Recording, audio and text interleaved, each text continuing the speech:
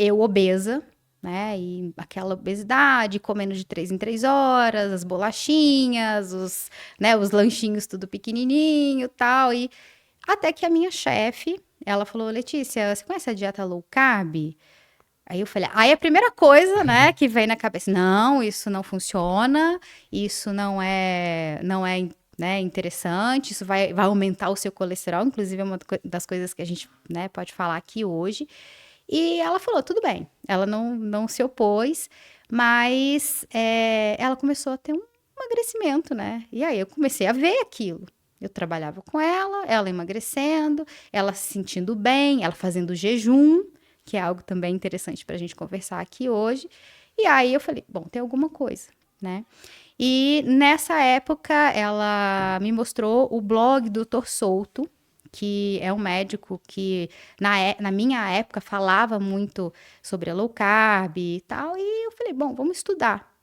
E que sabe, eu fui estudando aquilo, e eu já tinha um conhecimento técnico, sabe quando parece que vai abrindo a cabeça, vai explodindo, né? Aquilo ali foi explodindo na minha cabeça, e eu falei, bom, vamos colocar isso aqui em prática. E eu Por que que a sua cabeça explodiu? porque, assim, eu comecei a fazer umas associações que eu nunca tinha questionado na minha faculdade.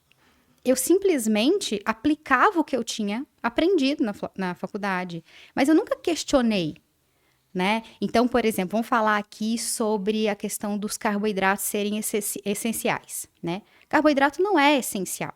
Nós não precisamos de comer carboidrato para a gente viver. Por quê? Porque a gente produz. A glicose, ela é tão importante para o nosso corpo que o nosso corpo produz. Então, ou seja, através de alguns substratos como aminoácido, a gordura, né? Isso produz a glicose que a gente precisa, né? E quanto maior a demanda, mais glicose a gente né, vai produzindo.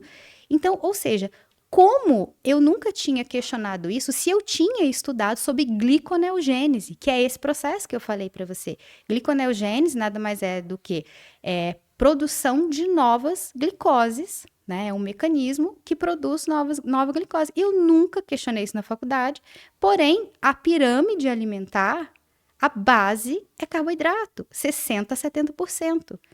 Então, ou seja, se nós produzimos a glicose que nós precisamos, carboidrato não é essencial, né?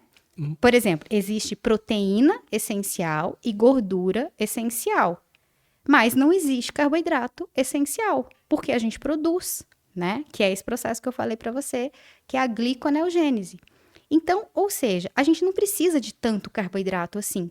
Não que carboidrato não possa comer, tá? Eu não sou contra o carboidrato. O carboidrato não é vilão. Mas que essa quantidade de carboidrato que a gente está consumindo está adoecendo a população. Tanto é que a gente vê muitos obesos. Cada vez mais o diabetes está aumentando, cada vez mais as doenças metabólicas, a síndrome metabólica está aumentando.